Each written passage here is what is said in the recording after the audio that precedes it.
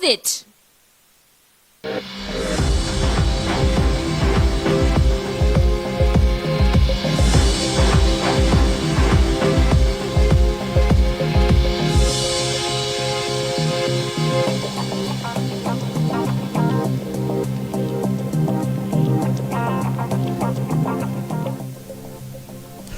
Time for the news on Times Television, TTV, and you're with me, Ronald Mpaso. Face the headlines.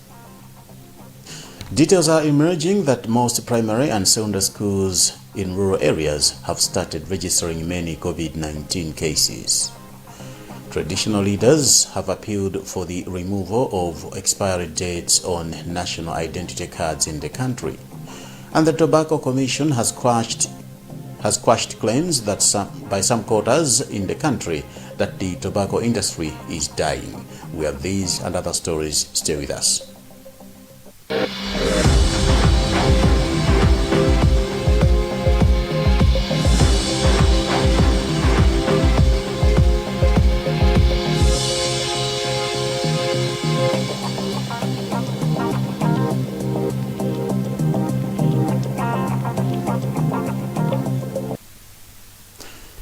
In our first story, details are emerging that most primary and secondary schools in rural areas have started registering many COVID cases, resulting in temporary closure of schools in some areas. In Rumpi district, for instance, at least 9 teachers and over 15 learners in rural schools have tested positive for coronavirus, and this has been attributed to the proximity of the area to the Zambian border. Details in this report by Patience Lunda. Zambia is one of the southern African countries that has been hit hard by the COVID-19 third wave. According to the Ministry of Health in Zambia, the national positivity rate is above 20%, with an average of 150 admissions to hospitals and about 40 deaths per day. Rumpi District Coordinating Parent Education Advisor Webster Nkandawire said water challenges and lack of personal protective equipment is fueling the spread of the virus in rural schools. Nkandawire said learning has been affected in schools that have recorded COVID-19 cases, the recent being the temporal closure of Chikwawa Primary School, where 7 out of 10 teachers have tested positive for COVID-19. Yeah, it is really affecting, especially because, as you know, teaching and learning needs a joint effort. Learners should come at a school where they expect teachers to be there. Now, if 7 out of 10 teachers are on self-quarantine, already teaching is affected. 3 tiers cannot manage a total enrollment of almost 1,000. On his part, Manford Silungwe, a member of the Rumpi District COVID-19 Task Force, who is also the Assistant Environmental Health Officer, said many people in rural areas are reluctant to go and get tested for COVID-19 due to myths. Silungwe, however, said most children who have tested positive for the virus have mild symptoms as compared to adults. In all health centers, we have told our health personnel to at least identify a spare room where we can admit, where in case we have patients who are supposed to be admitted. Sub-Traditional Authority Kawazamawe of Rumpi District pleaded with the government to consider sending a lot of doses of vaccine in rural areas, as people have now realized the need to get vaccinated amid the rising cases. Rumpi District has a population of 243,117 people, but only 5,932 doses of the first vaccine were sent to the district, and only 207 doses were sent during the second consignment. Apparently, several organizations such as Action Aid and Chikola Maembe Women's Forum have started teaming up to address the challenge of the lack of PPEs by, among others, distributing them to the affected schools. Chairperson of the Chikola Maembe Women's Forum, Tuonge Gondwe, noted that there is still lack of information on COVID-19 and a lot needs to be done to address challenges of water in rural areas. Some of the schools that have recorded COVID-19 cases in Rumpi District include Katoo, Kanyenjere and Chikwawa Primary Schools. Traditional leaders in the country have appealed for the removal of the expiry date on national identity cards in the country. The call comes when it has transpired that from January 1 to December to December 2021, IDs for 2.9 million citizens would expire, costing the government 5 billion kwacha. Wezi Gausi has a report.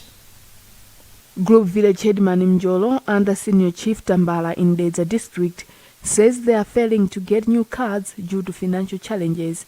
He says it was proper if government could have removed the expiry dates to ensure that rural masses are not burdened. Village headman in Titimira also says in most rural areas there are no offices for registration and people have to travel long distances for registration. Executive Director for Center for Human Rights and Rehabilitation, Secharara, Michael Kayata, says the concerns raised by chiefs are understandable. It makes sense that there is need for, government to relook the system and consider perhaps issuing,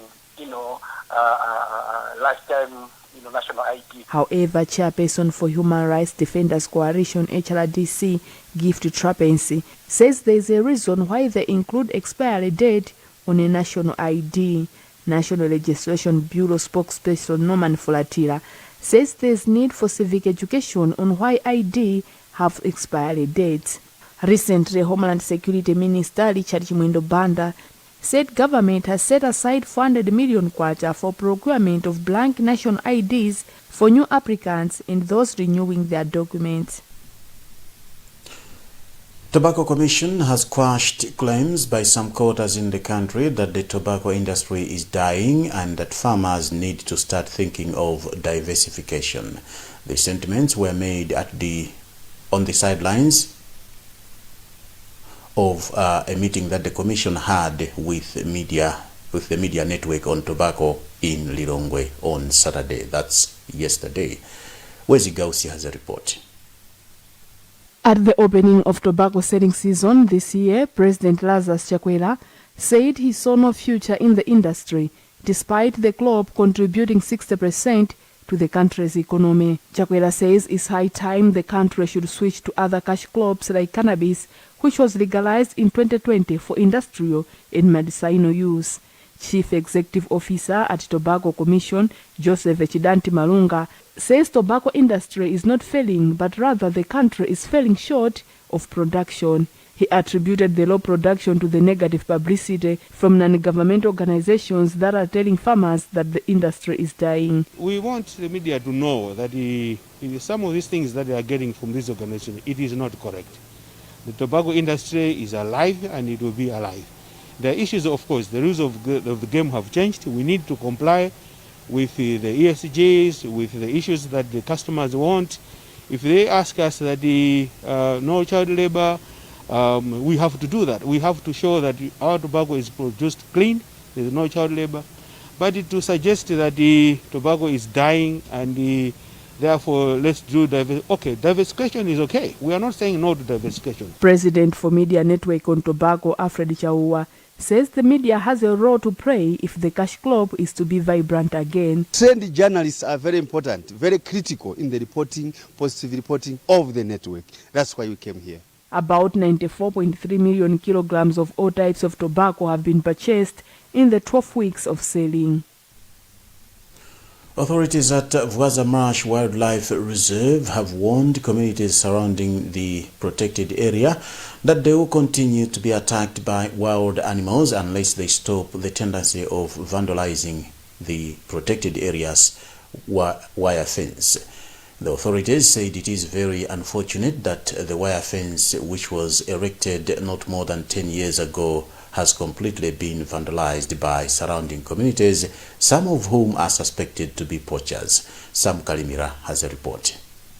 Vuaza Marsh Wildlife Reserve is surrounded by communities from areas of Tunduwike, Vuandamire, Kazuni, Kabira and Zalo under Traditional Authority Mherembe and some area under TN Twaro and Paramount Chief Chikulamayembe around Lusani area in Rompi.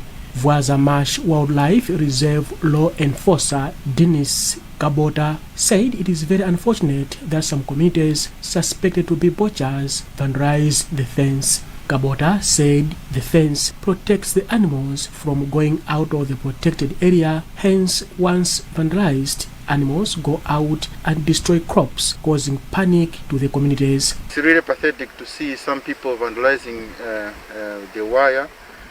You know, it's really expensive to build a perimeter electric fence that is there to protect the people from wild animals, so that the animals should not go out to damage their crops and their lives. But it's pathetic to see some people choose to steal the wire, and I would like to encourage all the people that are living adjacent to protected areas to refrain from vandalizing the fence, because it is expensive to build a fence, but at the same time the fence is there to protect them from wildlife. According to the reports, a kilometer replacement of an electric fence cost over 9 million kwacha, which the Department of Parks and Wildlife cannot raise using local generated revenue. Recently, Traditional Authority Mherembe directed his subjects to establish committees that will help to protect Vuaza Marsh Wild Reserve, a development that seems not working.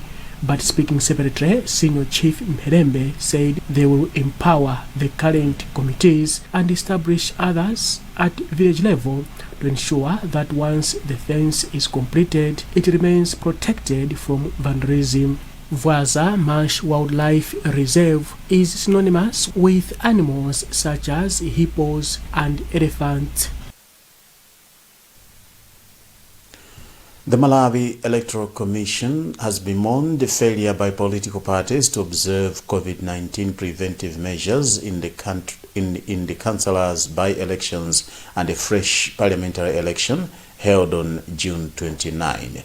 Nevertheless, the Commission has expressed disappointment with the low turnout of voters, which it says results in a small margin difference between the winner and the loser.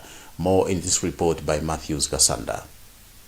Make Commissioner Olivia Liwewe says the low turnout to some extent defeats the purpose of democracy, because in some instances winners win with few votes.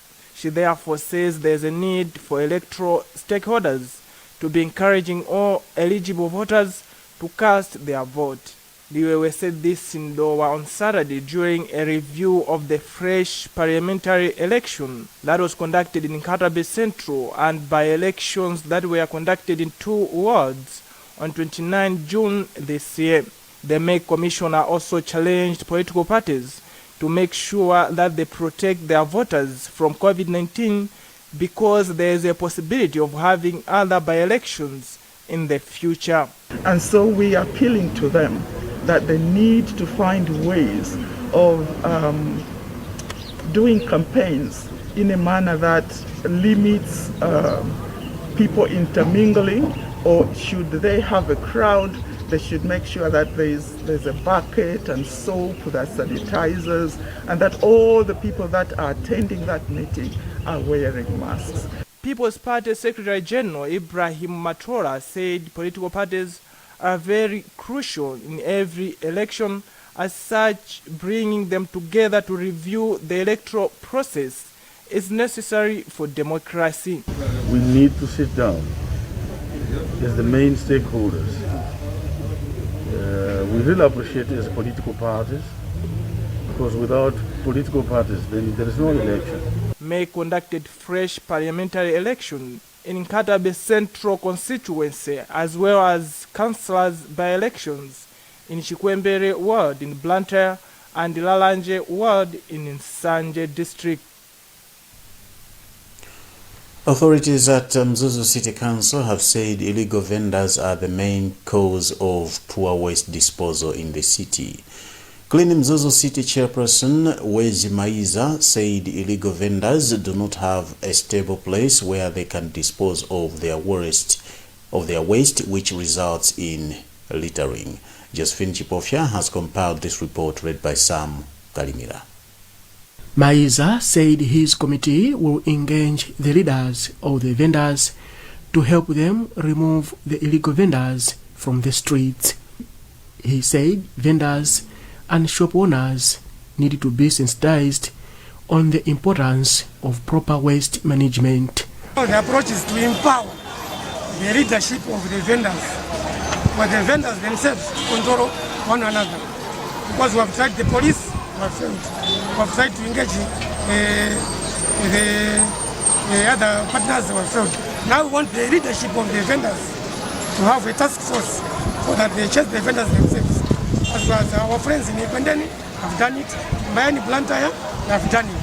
The citizens are very clear. They were saying that I want to follow the same approach.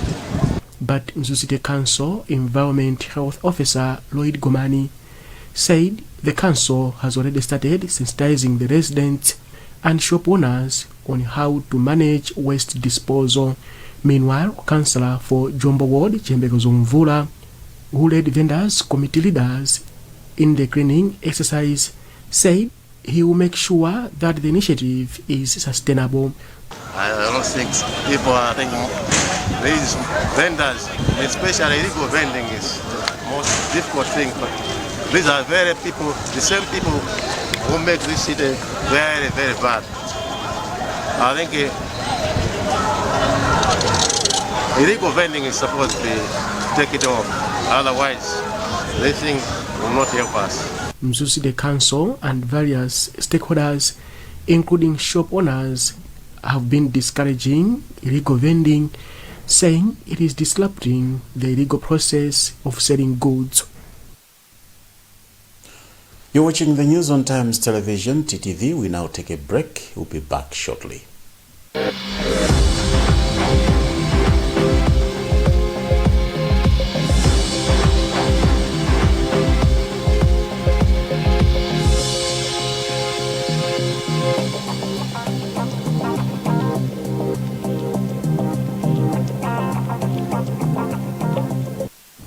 If there's one thing that all soaps do, it's wash. From buckets to basins, bathrooms to streams, and everything in between. All soaps wash. Yes, but Protex is different. Its reinvented formula with flaxseed oil boosts your skin's natural anti-germ defenses by 10 times more, protecting you against 99.9% of germs. So what keeps us healthy? Protex! Good health starts here. I got a call from my driver telling me that my motor vehicle was involved in an accident in Balaka. I was shocked and very worried, considering that the car was only 4 months old. Get your vehicle covered against road accidents, fire, theft, and third-party liabilities at CIC General Insurance Limited. I submitted all my claim documents to my insurer, CIC, and within 14 days, I got my settlement through a bank transfer. I was very delighted and inspired. Later, I managed to purchase a replacement vehicle. Throughout the process, CIC staff were very diligent, friendly, accommodating, and professional all the time. Our professional and friendly staff will ensure that you get the best customer experience that is second to none. For more information, visit our offices in Lilongwe at Area 3 Judge Building, opposite the District Commissioner's office. And in Blantyre, visit our offices at Livingstone House behind Plantation House. I recommend CIC all day, every day for all your insurance needs. CIC, we keep our word.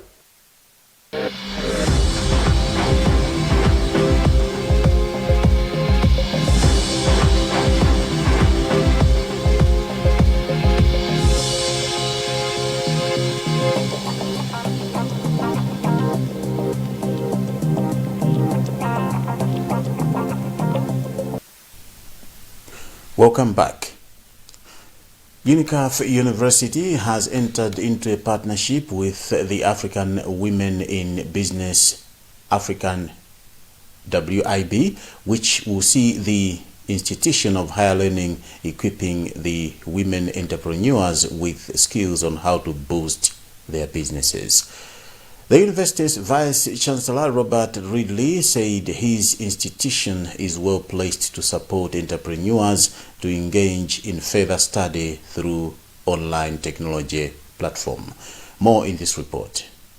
Ridley said through the online platform, the university offers economically priced bachelor's, master's, and doctoral programs, as well as purpose-designed short courses to meet the widespread need of professionals, including businessmen and women. He said the programs cover a wide range of business and technology-associated topics. Ridley said the partnership will also help the university to understand some of the challenges that women in business are facing. Teaming up with African women in business gives us an opportunity for the teaching and learning that we provide to have an impact in people's lives, both at the level of the business owners, as you've heard from the President and from Ms. Mkandawire, but also the knock-on effect that has for enhanced employment in Malawi and in other countries. African Women in Business country head for Malawi, Clara Nkandawire, described the partnership with UNICAF as a milestone. So the coming in of UNICAF University, we are very hopeful that through the courses that are going to be offered and the trainings that are going to be offered to us, are going to equip these entrepreneurs with right skills that will enable them grow their business profitably. Formerly called the SADC Women in Business, the African Women in Business was founded in June 2019 with the aim of boosting business among women on the continent. The African Export-Import Bank has said it will support a memorandum of understanding on trade collaboration between the governments of Malawi and South Sudan. The bank is expected to provide financial banking and payment instruments to facilitate trade of agricultural commodities and essential consumer goods between the two countries. Taunga Sabola has this report, which is being read by Matthews Kasanda. In a statement that the bank has released, Afreximbank President Benedict Orama says the partnership represents a major step in the implementation of the African Continental Free Trade Agreement. Orama says the partnership demonstrates the value-creating potential of export development and regional integration, while also illustrating Malawi's ability to diversify its foreign exchange earnings. Trade Minister Sosten Gwengwe has since hailed the Afreximbank for the move, which he says will help payment modalities in the deal. On 10th June this year, Malawi signed a trade memorandum of understanding with Sudan. The 5-year agreement will allow Malawi to export grain and other agricultural products to South Sudan. To international news now, India's popular holiday destinations are crammed with visitors with what some have termed revenge travel. They urge to vacation following long coronavirus shutdowns. But as Anjana Pasrika reports, authorities warn that the massive holiday crowds could trigger more COVID cases.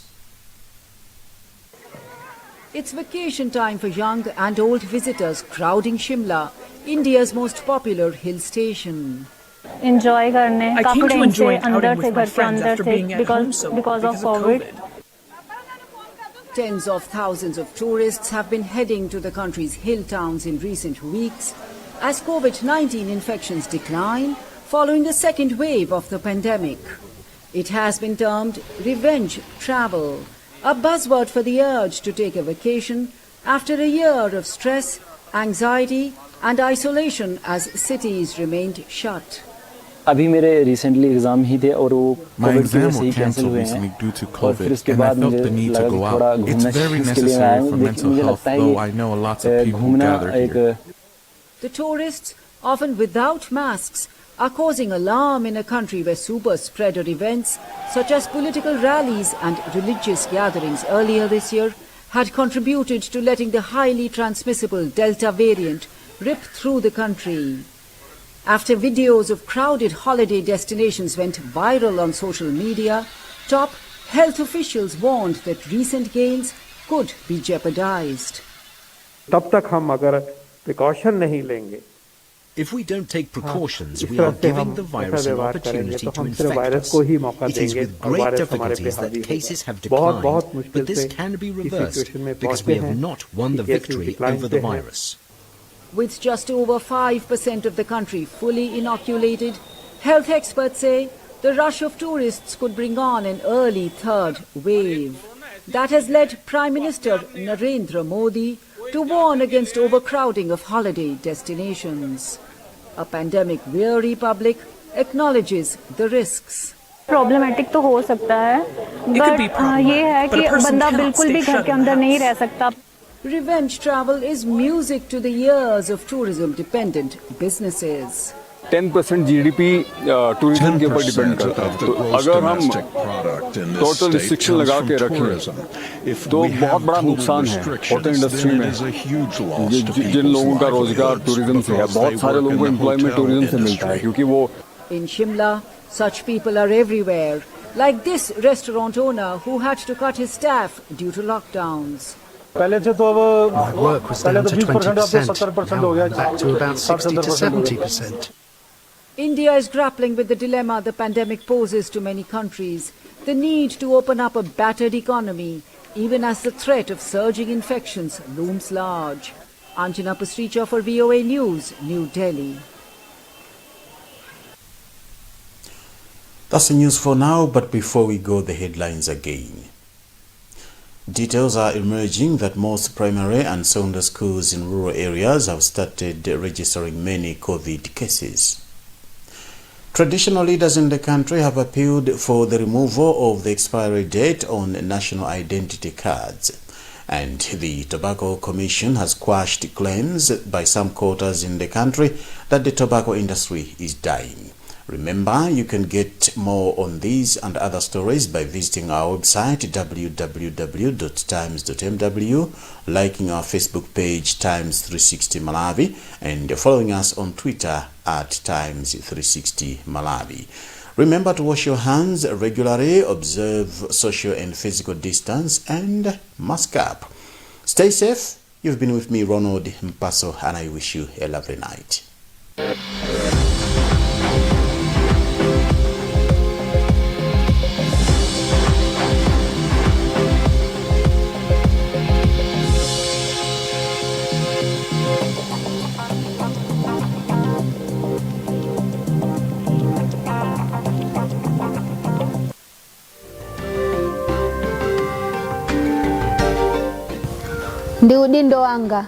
ndi udindo wanga kupewa mimba yosakonzekera ndi kusalowa mbanja ndikanali wachipevere nditha kupita ku chipatala katengopangidwa kulera kuti ndipitirize maphunziro anga ndi kukhala ndi moyo wathanzi. Tangoganizani, Malawi amene achinyamata onse ali ndi kuthekera, ali ndi chidziwitso komanso ali ndi malo amene angathe kumapeza kumautenga ndi chithandizo pofuna kupewa mimba zosakonzekera.